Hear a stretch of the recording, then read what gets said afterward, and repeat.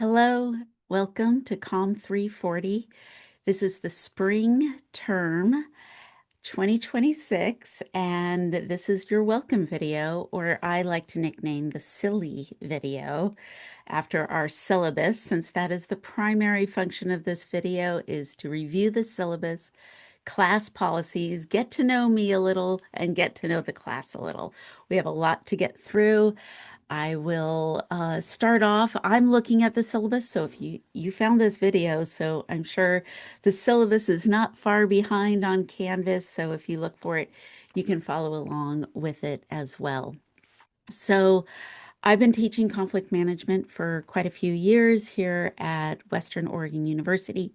It is my main area. I apply this to a lot of different aspects of leadership and business and interpersonal communication applied to our romantic relationships and our roommate situations. And even though family is its own separate area in communication studies, family bubbles up into here as well. How can it not, right? If we're going to be talking about interpersonal conflict, that's going to happen. What is this class not? It is not global politics or political conflict. Although we might have topics about global situations or political situations going on, we might have conflicts about those. We're really focused on what's happening in a dialogue between us and someone else. That means that the field of conflict management is much bigger than this class. There is mediators, facilitators, there's advocacy and conflict, and that's when we hire lawyers or people to represent us and help us with our voice so that we feel represented. And then there's political conflicts, there are global conflicts, and those can be a whole bunch of different issues as we kind of get a lot of information about, sometimes even when we're not looking for it. And where people stand on political spectrums or global or health, uh, these kind of are the topics that sometimes bubble up when a conflict happens. So what this class is not trying to do is teach you how to be a lawyer or how to do debate. It's not a political conflict management class, policy-driven class. This is an interpersonal communication class. So what are we going to focus on? Speaking and listening in conversation. The dyad in mostly between one and another individual. Even though our relationships are tangled up in complex social groups, like group dynamics, teams that we're on, projects we're trying to get done with, or even our workplace, we have several coworkers. And even if it's complicated, it doesn't mean that you aren't still trying to negotiate the interpersonal piece of it. And how do you show up with conflict is what is the driving question. How do you show up in conflict? And what is our responsibility to the other in a conflict situation? What's the responsibility for ourselves? Whenever we talk about communication, it doesn't matter the class, communication is tangled up with ethics. And ethics means that there is something that is right or wrong, and there is rules to the road.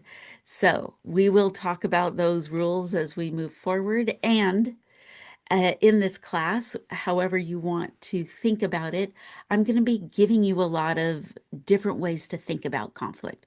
One of the words I use a lot is tools. Tools. What are the tools that you're using?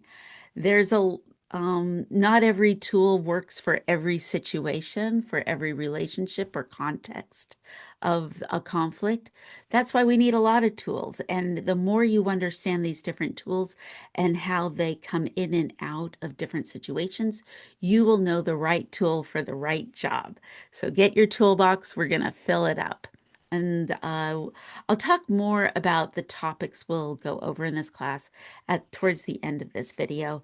At this point, We really just want to go over the syllabus. I know you're really interested in what are the working uh, parts of a class as we are online asynchronous. It is a 4 credit class. A 4 credit means that you are going to get a minimum of 4 hours of instruction and information and videos a week.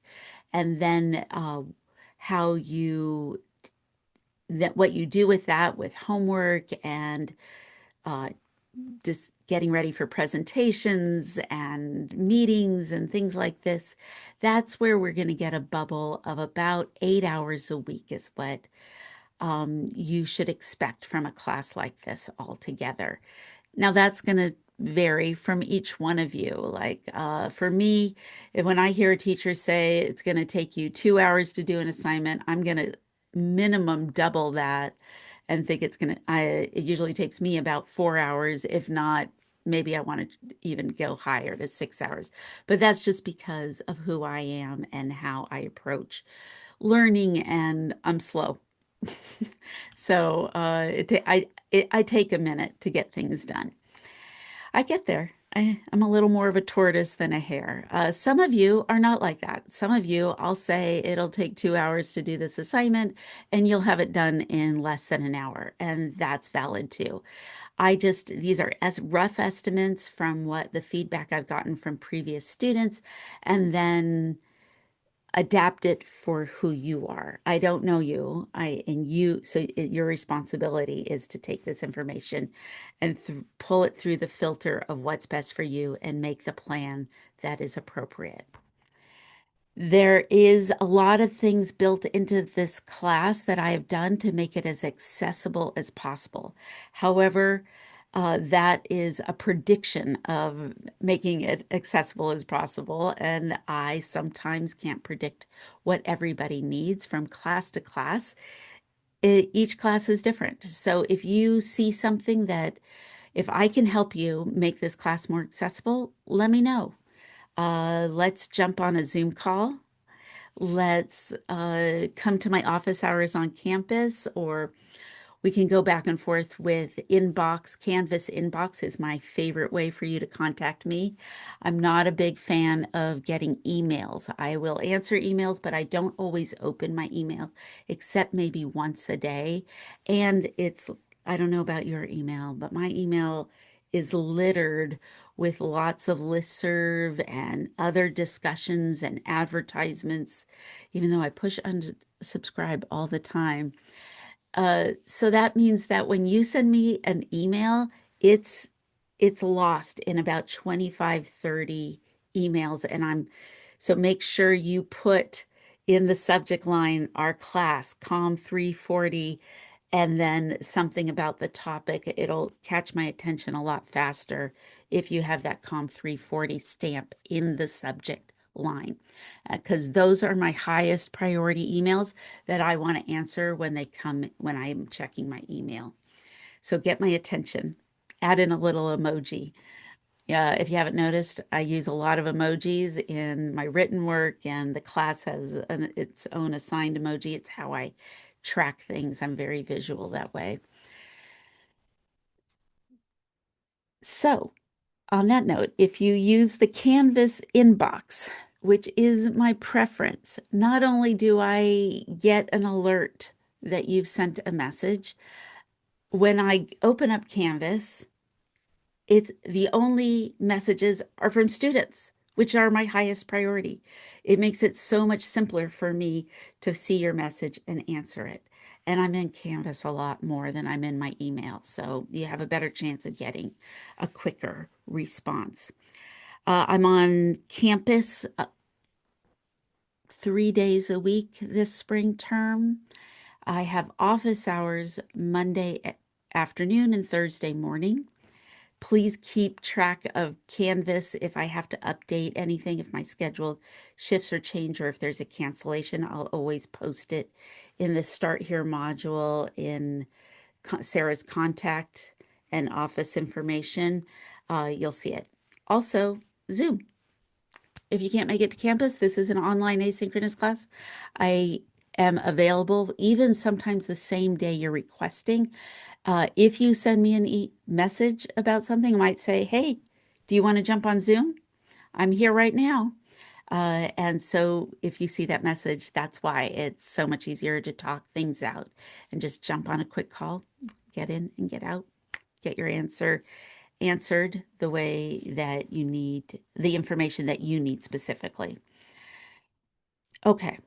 The other things about accessibility that you'll find on in the Start Here module on Canvas or in the syllabus is there's quite a bit of services available on campus.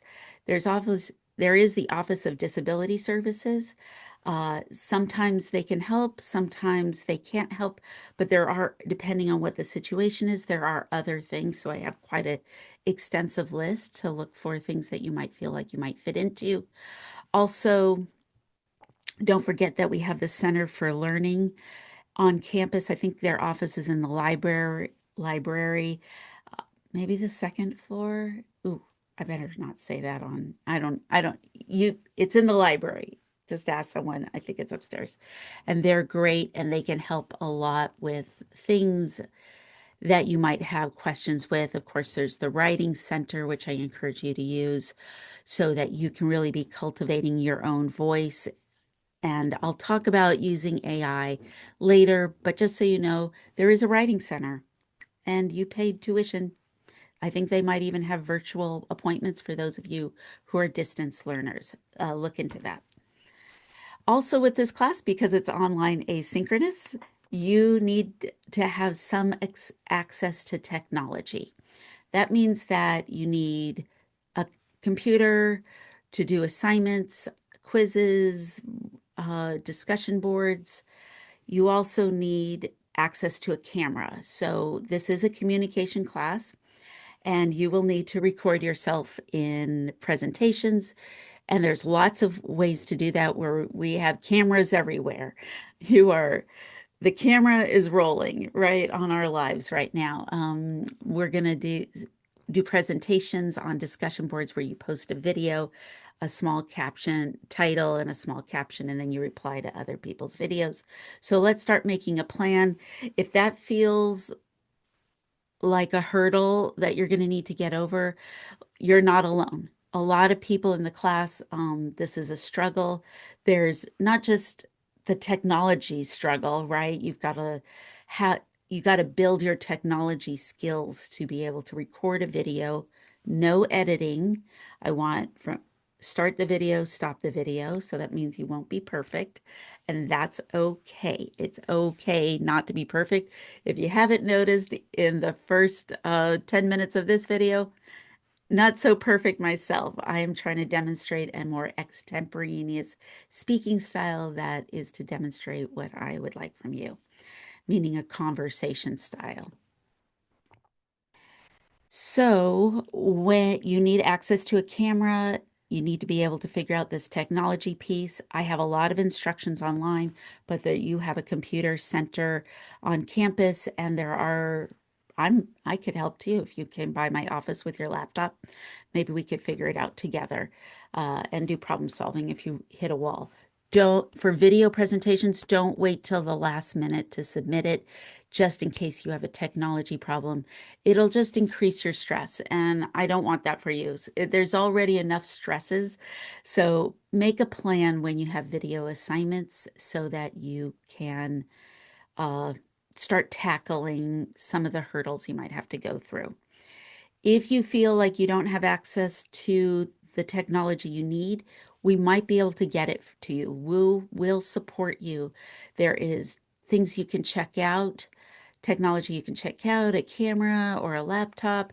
There's also study rooms available or computer centers available, and maybe you would just want to work on campus, especially if you have broadband issues or not sure if your internet is working as well as you'd like it to, then you get to campus and use some of the spaces we have here that have more stability on a good day. Most days. So, something to think about of how you're making your plan to get your work done. Let's see. Dun, dun, dun, dun. Okay, I'm just going to move to the second page of the syllabus now. I think we have a little bit about me. We talked a little bit about the course. I'm going to talk a lot more about the course as we move to the final page of the syllabus. Okay, so there is student conduct, student responsibilities that come with this the work we're doing here, especially I think in online and discussion boards, to be really straightforward and clear about your communication and giving grace to others and to yourself. Let's find ways to manage this.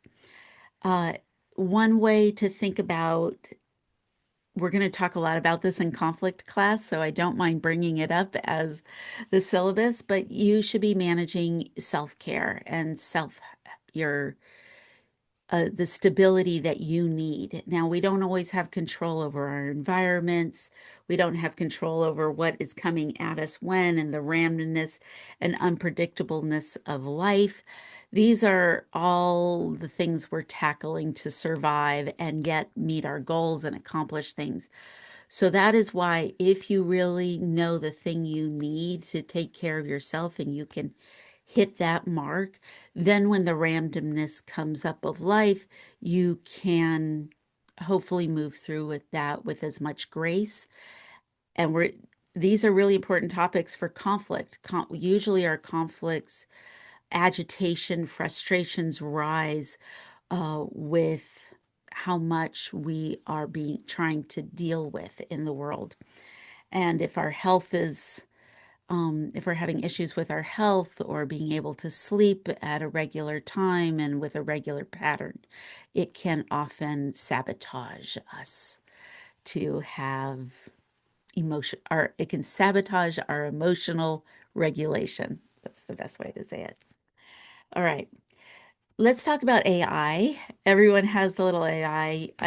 If you rolled your eyes, that's fine. I'm okay with it. If I was having to listen to a little AI speech, I might roll my eyes too. It's here and it's most likely here to stay. It's not going anywhere. Let's talk about the value of you and your voice and not letting yourself be inserted into a different voice. Now we're all up against deadlines, and these provide great tools and shortcuts.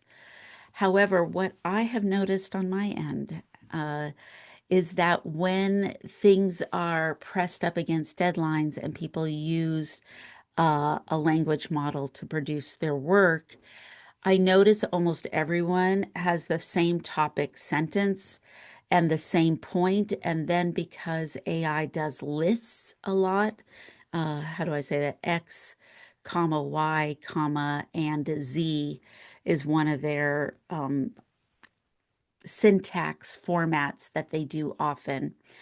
That everybody, not everybody, but people who are relying on AI for their written work is turning in something that almost looks exactly the same, and it might just have a little bit of variation. So it is unique, but then it's not unique.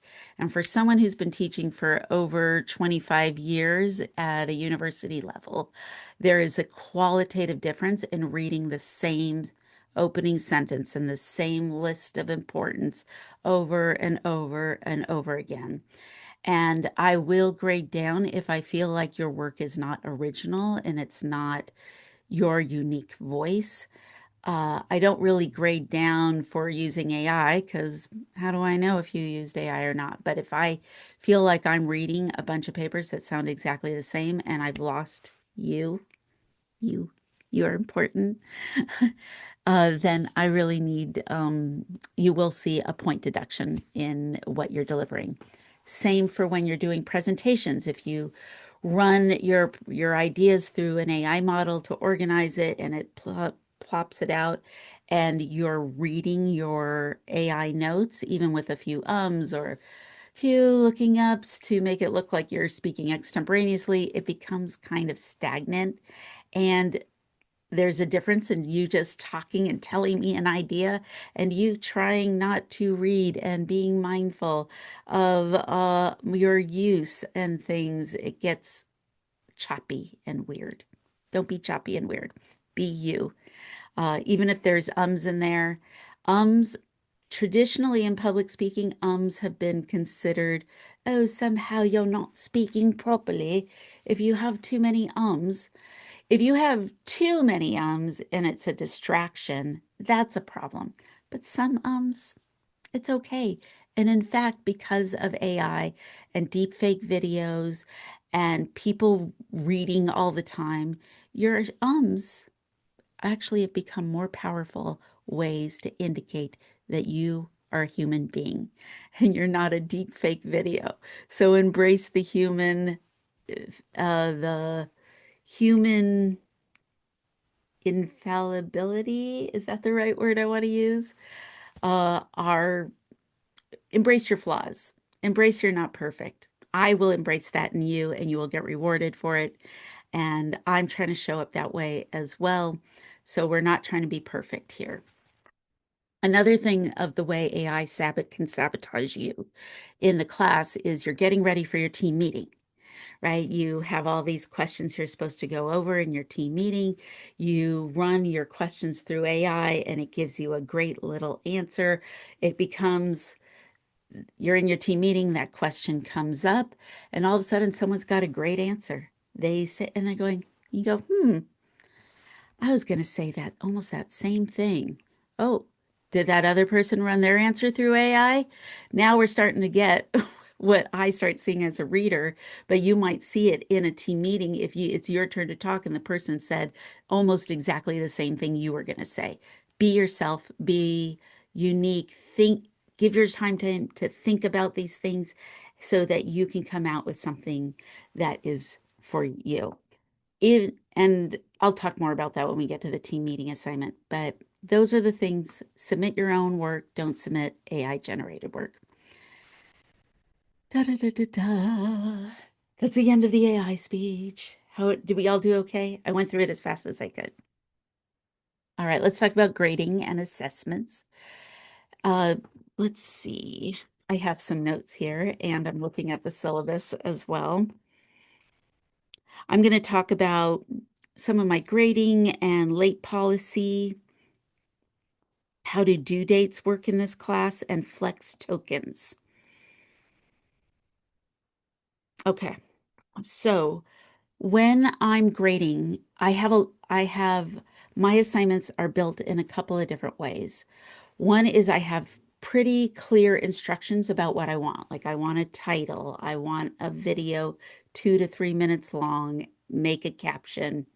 I'm going to give clear instructions. But then sometimes you're like, okay, here's the prompt, but what my questions are often open and they are asking you for your input and your way that you're bringing the class into a world life example or into a movie or a TV show example, or the first assignment is a children's book. So you're going to bring in the class and collide it in with a children's book example. So when you're doing this, I'm listening for vocabulary. I'm looking for how you're checking off my instructions, but then I'm not really grading you on like how do I want to say it? It's not like I want the exact same thing that I said. I want you to come into the assignment. If I don't hear that unique note, that is you coming into the assignment, that is where we might run into trouble on the grading and why you might lose points, or if you're not following the instructions the way I laid them out. I have 100%, 90%, 80% kind of averages and when you're getting that grade, what it is that you did. So hopefully that'll help. Late work, the most important thing. I do accept most late work up to week 9. After week 9, I don't accept late work anymore. So week 10, finals week, is not a catch-up time or things start shutting down in the class. So, how do I do late? To start talking about late work, I think one of the things, which if I have repeat students in here, you're going to know I have my due date time stamp is 9 p.m. 9 p.m. Now, Canvas usually has midnight, 11:59 p.m. as their automatic due date time. So almost all your classes on Canvas that have Canvas submissions will have this 11:59 p.m. Not in my class, it's 9 p.m. So try to remember that when you're turning in my things. But there's more, but there's more. There's going to be a lot of those coming up here because I have a lot of ways to get around things. I have a 12-hour window from 9 p.m. to 9 a.m. where you can submit work without any point penalty. In fact, I don't even consider it late. Canvas will put an automatic little late stamp on it, but it's not late to me if you get it in if 11:59 is your time, you're like, what? I turn in all my homework at midnight. I gotcha. You can still do that. No late points will be taken off. At the 12-hour mark at 9 a.m., 10% point penalty kicks in. So if it's a 10-point assignment, you'd lose 1 point.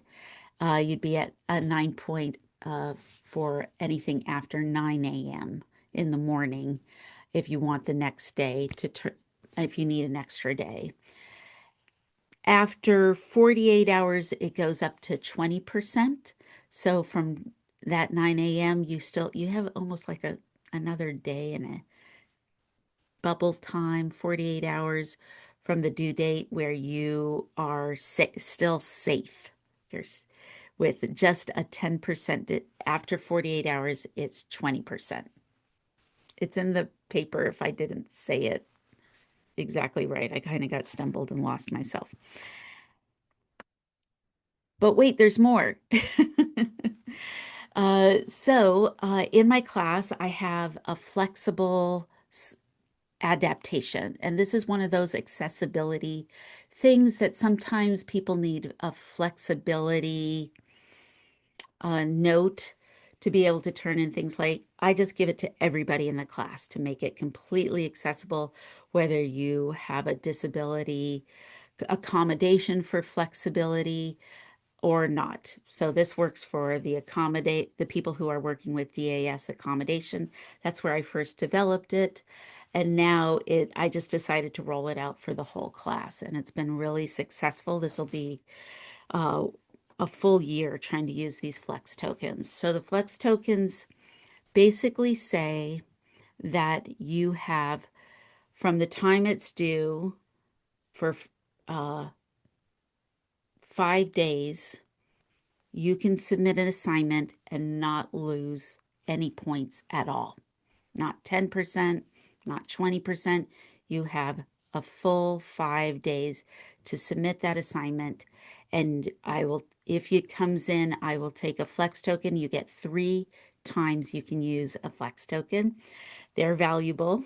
Use them wisely. If you know something's coming up with your family, or you're going to be absent, and whether you have service or you're an athlete or you have a wedding you got to be at, and or graduations are coming up. There's all different kinds of things, and maybe those flex tokens you already will have them signaled out for when you want to use them. If you are, I don't want to say that, if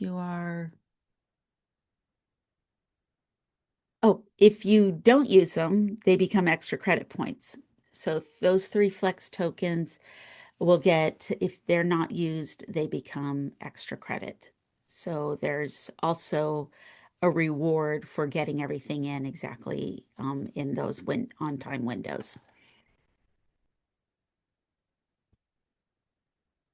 I don't know, life happens. Most people end up using a flex token, and that's okay.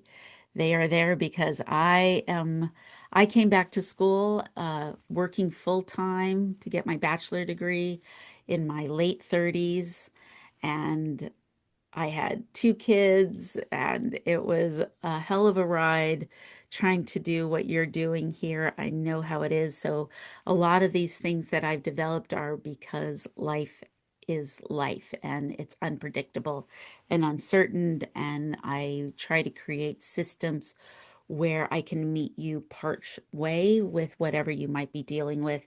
And then you're meeting me part way because life happens for me too out here in the big world.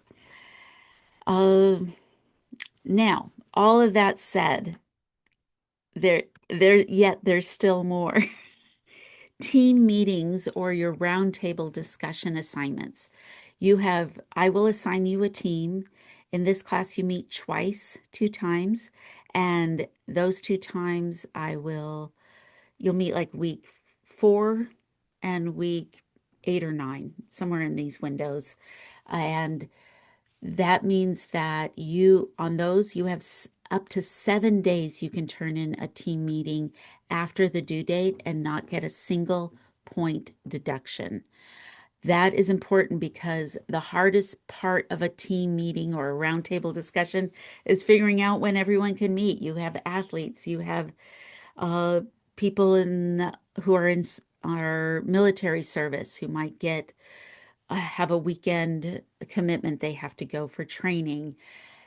We might have someone feel sick. If you can reschedule and create, so it usually the meeting will come out a little bit before the week it's due. Especially the first one will come out a little bit earlier because you're going to just be meeting each other. Someone's got to send the first email to everyone and do everything you can to include everyone. If someone is not answering the messages or is the struggle is there is no way to include someone, you need to start including me in that emails and discussions so I can start tracking that. You're not if someone really isn't responding to you at all and you can't make an accommodation to help someone who's an athlete or a vet or in service somehow, that's a problem for me. I really expect you to do everything you can to make everything accessible for everybody.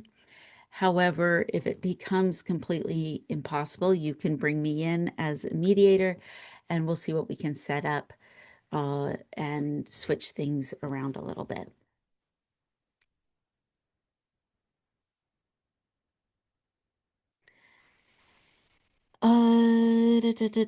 We talked about speaking extemporaneously, expectations and norms. Let's talk about the class itself and what you can expect in Conflict 340, conflict management.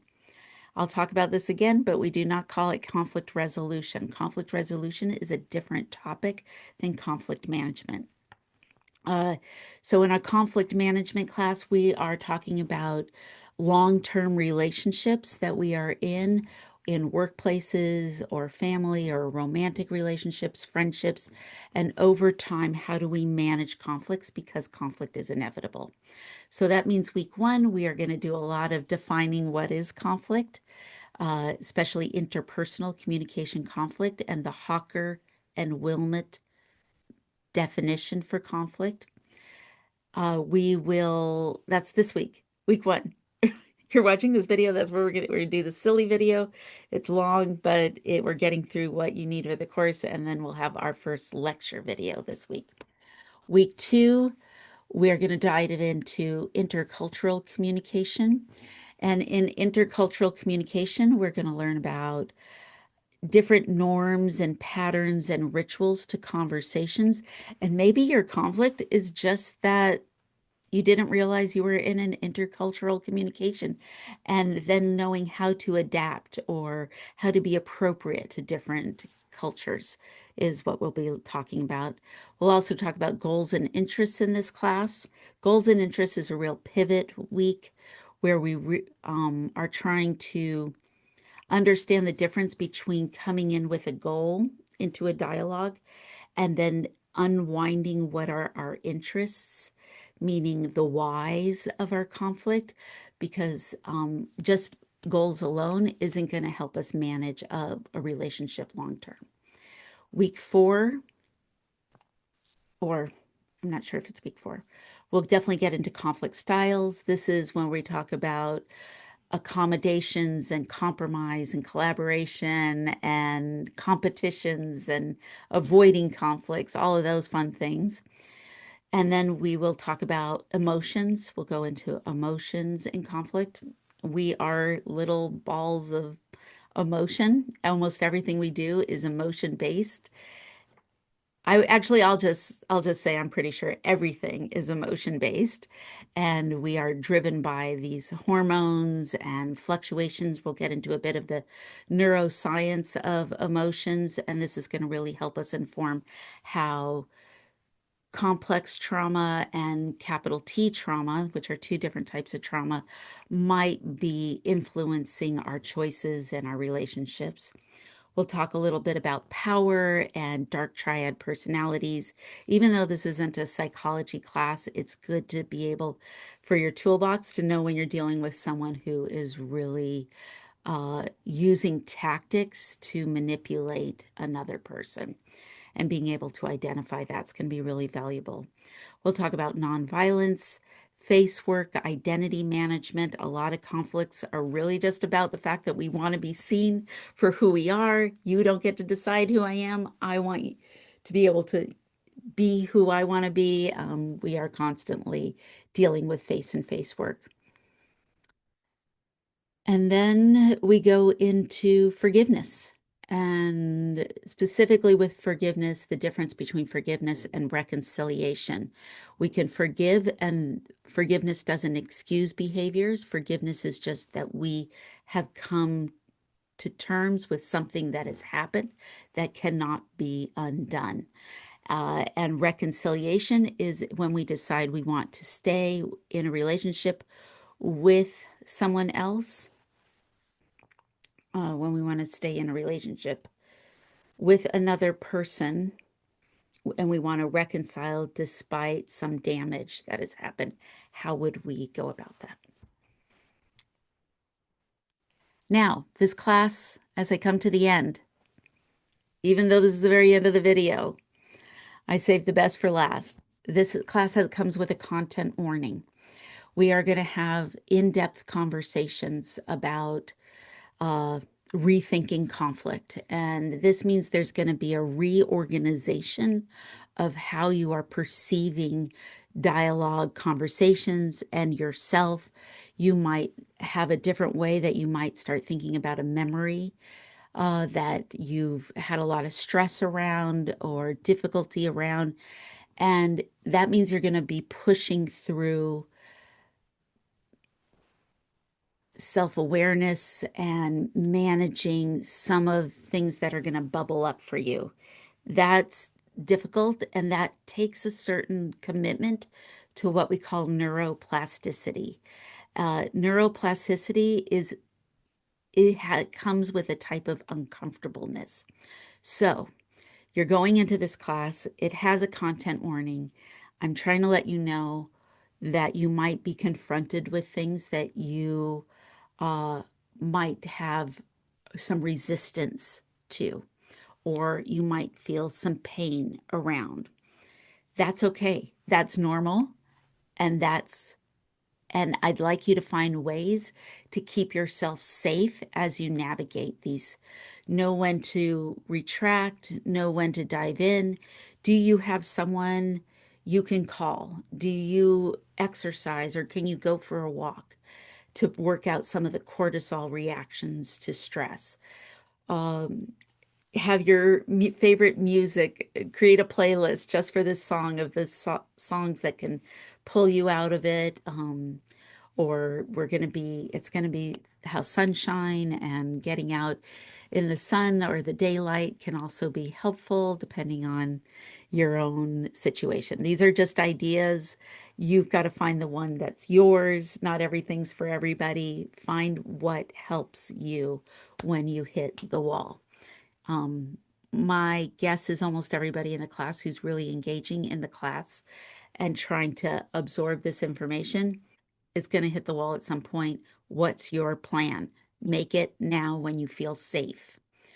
Let someone know what you're venturing into in this class so that when you call, um, they can be someone your lifeline is out there for you. All right. I hope this was helpful. And I also hope that you have a good term. And I look forward to your work and working with you. Bye, everybody.